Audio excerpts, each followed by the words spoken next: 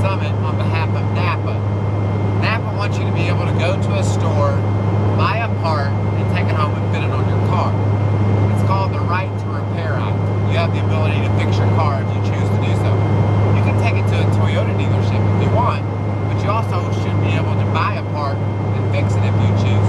So while I'm multitasking, signing a bunch of the fan mail that I get, I wanted to let you know we're heading to Washington, D.C. There'll be congressmen there and House of Representative folks. There'll be a lot of folks that are there on behalf of the Right to Repair Act, and we'll be in the middle of them, signing an autograph. Jarian, hi Jarian, he's my cameraman. He's capturing this, and I wanted to just see sort of what an appearance is like. So this is, if you broke it into 4 quarters, this is the first quarter, me signing autographs and flying to where we're going. And if you watch the Little Rock video, this kind of looks like that too. It's about the same. And then the second quarter will be getting to the appearance. Third quarter will be the appearance, and then the fourth quarter will be coming home.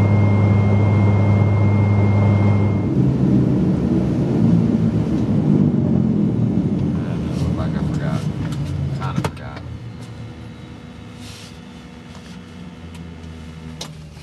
Okay, I'm Larry Northam, and I am Director of Member Relations with the Automotive Aftermarket Industry Association. We're having our legislative summit this afternoon.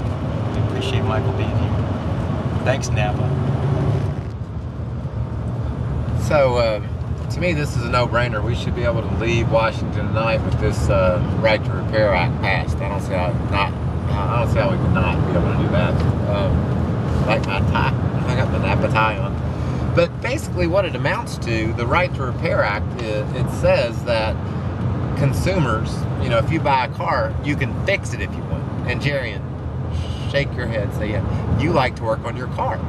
You deserve the right to work on your car. And cars today are so computerized. There's so many different functions and systems that go on that we don't know. You open up the hood and you're freaked out. It shouldn't be that way. You should be able to, even though it is intimidating looking, you should be able to access the information necessary to fix that car yourself. You don't have to take it to the dealership. You can take it to a NAPA Auto Care Center. You can go to NAPA, buy the part of the piece, and fix your car yourself. I mean, I know we're all frustrated at times with Washington, but I'm sure this is going to be easy. We're going to go to this meeting and we'll leave there with the Right to Repair Act in really good shape. You watch.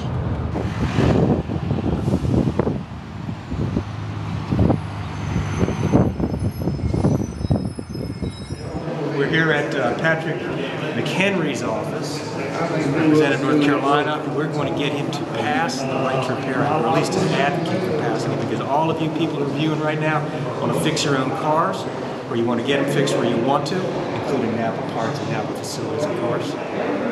It's a great company. And we got the man here who's going to lay it on, and he's going to let Mr. McHenry know what his views are. What you got to say?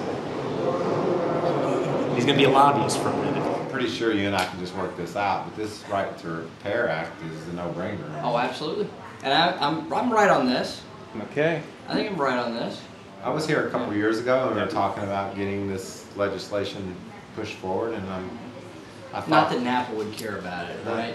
Well, I thought at the time, well, anybody would be able to figure this out. If you buy a car, you ought to be able to work on it if you chose to do so.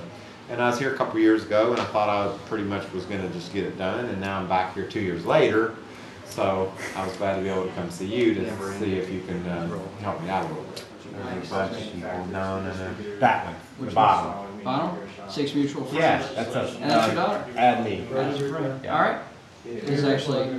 That's me personally, Cool. but it's not me personally because I let everybody get on it. Oh, I just tough. so that's pretty cool. Manufacturers are trying to shove NAPA out of the equation. I mean, they're trying to make it impossible for them to compete in the market, and that's unfair because we're all trying to support them, keep them viable, keep them alive, and it would be nice to get the same sort of respect that we give them. I was with some folks from Toyota last week out in California, and they informed me that in order to impact the American economy, the same way that selling one Toyota Camry does. They have to sell 7.5 Ford Tauruses. And that's due to the fact that Toyota believes in investing in the country in which they're doing business. And so parts and pieces for a Toyota all come from America, where parts and pieces for a Taurus come from Canada, Mexico, and all over the world. So the same guy that informed me of that informed me that a billion seconds ago it was 1952, and a billion minutes ago Jesus was on the earth. And so the next time someone walks up and asks you for $17 billion, just realize that's a lot of damn money. It is.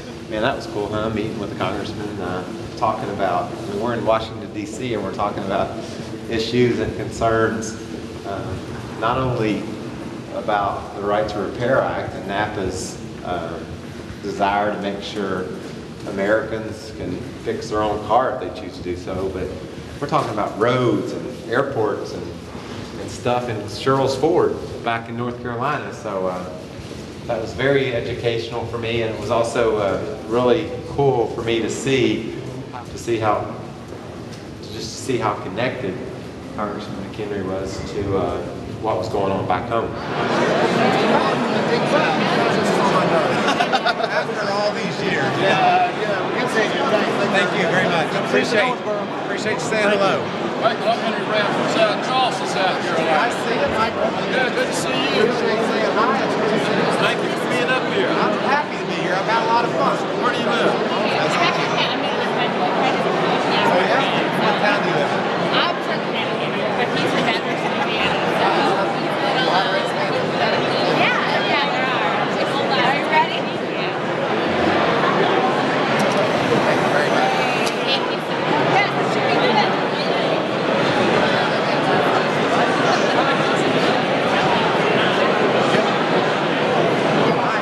Mike, let's see you, Mike. Let's squeeze in. We didn't bring any trouble up our My brother's the biggest NASCAR fan in the world. This is for my brother. What's his name? Alex, he lives in this. This is for my cousin. She's over 90. Oh, awesome. He has put for 2 massive NAPA. Huge fan. He lives in Columbia. Great night down here in D.C. in your nation's capital. Those of you who are viewing, seen us before. Michael Waltrip talked to a whole slew of congressmen. Beautiful house, 450 people, legislators, staff all came by. Had a great time meeting with him. He was just nice to everybody. Just really made him feel welcome. Very good guy. Napa, you're getting your money's worth out of our man. He's a great guy. Not only a great race car driver, but a really nice guy. Good human being, but Good person.